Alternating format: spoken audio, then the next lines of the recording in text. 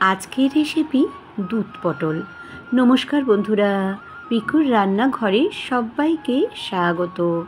নিরামিষ দিনে এরম যদি থাকে পাতে দুধ পটলের রেসিপি, তাহলে কিন্তু ভাতটা নিমেষেই উঠে যাবে। আর এটা কিন্তু রুটি দিয়ে খেতেও খুব ভালো লাগে। তাহলে চলো বন্ধুরা, কীরমভাবে রেসিপিটি করে দেখানো যাক। এইখানে আমি 500 গ্রাম মতো পটল নিয়ে নিয়েছি। আর পটলগুলোকে কিন্তু আমি আগেই ধুয়ে নিয়েছি। এবার আমি খোলা ছাড়িয়ে নেব, নিয়ে আধখানা করে কেটে নেব। অবশ্যই কিন্তু অল্প অল্প করে খোলা ছাড়াবো, বেশি কিন্তু খোলা ছাড়াবো না, তোমাদেরকে দেখিয়ে দিচ্ছি। এবার একটা ফ্রাইং প্যান নিয়ে নিয়েছি, এর মধ্যে দিয়ে দিলাম 8 টেবিল স্পুন মতো সর্ষের তেল। সর্ষের তেলটা কিন্তু দিয়েই আমি রান্নাটা করব। যখন গরম হয়ে গেল তখন একে একে পটলগুলোকে দিয়ে আমি কিন্তু ভেজে নেব। বন্ধুরা, এই রেসিপিটা কিন্তু নিরামিষ দিনে যদি তোমরা বাড়িতে করো, তাহলে কিন্তু সবাই হাত চেটে পুটে খাবে। একবার হলো বাড়িতে এই রেসিপিটা কিন্তু তোমরা ট্রাই করো।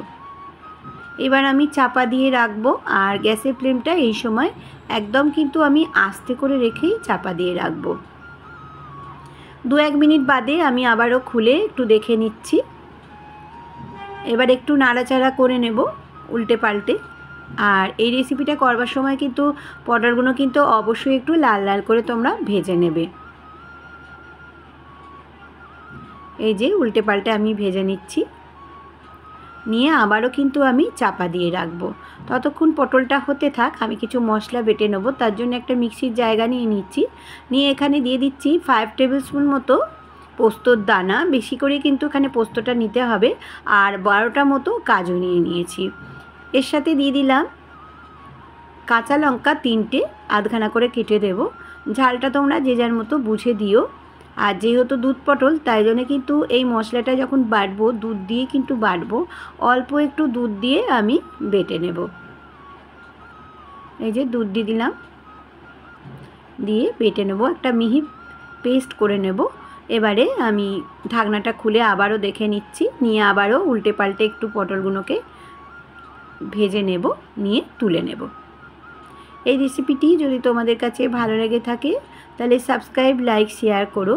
নিচে থাকা বেল বাটনটা প্রেস করে দিও, যাতে নতুন নতুন রেসিপি বা ব্লগ তোমাদের কাছে প্রথমেই পৌঁছে যায়। এই যে দেখো, বেশ লাল লাল করে কিন্তু ভাজা হয়ে গেছে। অবশ্যই কিন্তু ঢাকা চাপা দিয়ে করো, তাহলে কী হবে, তাড়াতাড়ি কিন্তু সেদ্ধও হয়ে যাবে সবজি, আর বেশ লাল লাল করে কিন্তু ভাজাও হয়ে যায়। এবার আমি একে একে ডিশের মধ্যে পটলগুলোকে তুলে নিলাম।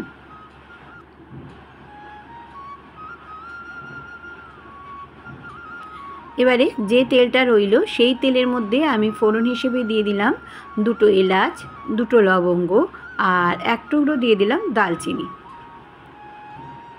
খুব কম উপকরণে চটজলদি কিন্তু এই রান্নাটা তৈরি করা হয়। একটা শুকনো লঙ্কা আধখানা করে ফাটিয়ে দিয়ে দিলাম, আর হাফ চামচে দিয়ে দিলাম গোটা জিরে। এবার আমি দিয়ে দিলাম যে মশলাটা বেটে রেখেছিলাম, দিয়ে একটুখানি হালকা করে নাড়াচাড়া করে আমি ভেজে রাখা পটলগুলোকে দিয়ে দেব। দিয়ে বেসিক যে মশলাগুলো হয় সেগুলো কিন্তু একে একে দিয়ে দেব। এবারে আমি এর মধ্যে প্রথমেই দিয়ে দিচ্ছি পরিমাণ মতো নুন, 1/4 চামচ দিয়ে দিলাম ধনে গুঁড়ো, 1/4 চামচ দিয়ে দিলাম জিরে গুঁড়ো, আর একটু বাটি ধোয়া জল দিয়ে দিলাম এর মধ্যে, আর দিয়ে দিলাম গোলমরিচ 1/4 চামচ, আর চিনি দিয়ে দিলাম। এখানে বলে রাখি বন্ধুরা, যেহেতু দুধ পটল, এখানে কিন্তু কোনো রকম হলুদ বা লঙ্কার গুঁড়োর ব্যবহার হয় না এই রান্নাটা, তাই জন্য তোমরা গোলমরিচের গুঁড়োই দেবে। ওই জন্য কাঁচা লঙ্কা আর গোলমরিচের ফ্লেভারটাতেই এটা ভালো লাগে খেতে। এবার আমি দিয়ে দিলাম 1 বাটি দুধ। কোনো রকম জল কিন্তু এটাতে দেবে না বন্ধুরা। আমি আরও একটু দুধও কিন্তু এর সঙ্গে দিয়ে দিয়েছি, মোট 1.5 বাটি মতো দুধ দিয়েছি। দিয়ে একটু নাড়াচাড়া করে দিচ্ছি বন্ধুরা। নতুন বন্ধুদের স্বাগত আমার চ্যানেলে এসে, তারা সাবস্ক্রাইব করে দিয়ে যাওয়ার অনুরোধ রইল, আমিও তাদের চ্যানেলে চলে যাব। এই যে চাপা দিয়ে রাখলাম, পুরনো বন্ধুদের অনেক অনেক ধন্যবাদ, ভালোবাসা, তারা এতদিন ধরে আমার সাথে থাকার জন্য। দেখো কত তেল ভেসে এসেছে। আর সেদ্ধ তো হয়েই গিয়েছিলো, ভাজতে ভাজতে পটলটা আমার সেদ্ধ হয়ে গেছিলো। একটু কিন্তু এখানে ঝোল থাকবে সেরকম অবস্থায় কিন্তু আমি নামাবো। আর একটু নাড়াচাড়া করে নিচ্ছি। এবারে ভাতের সাথে একটু মেখে খেতে ভালো লাগবে, তাই জন্য একটু কাঁচা লঙ্কা আর গন্ধটাও ভালো লাগবে দিয়ে দিলাম তার মধ্যে। আর হাফ চামচের মতো দিয়ে দিলাম এখানে ভালো ঘি। ঘিটা দেওয়ার পর আমি এবার স্ট্যান্ডিং টাইম করে রেখে তোমাদের কাছে এর লুকসটা দেখাচ্ছি।